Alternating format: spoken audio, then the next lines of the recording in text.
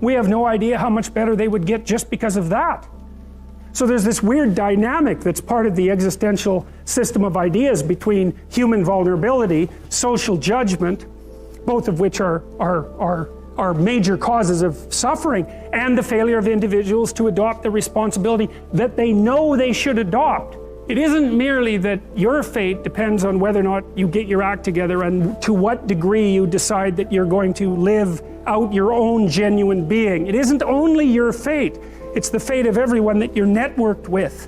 And so, you know, you think, well, there's 9 billion, 7 billion people in the world. We're going to peak at about 9 billion, by the way, and then it'll decline rapidly, but 7 billion people in the world, and who are you? You're just one little dust mote among that 7 billion, and so it really doesn't matter what you do or don't do, but that's simply not the case.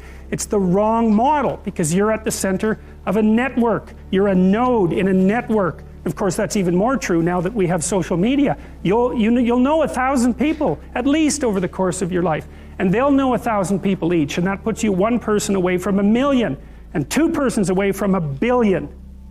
And so that's how you're connected, and the things you do, they're like dropping a stone in a pond. The ripples move outward, and they affect things in ways that you can't fully comprehend, and it means that the things that you do and that you don't do are far more important than you think.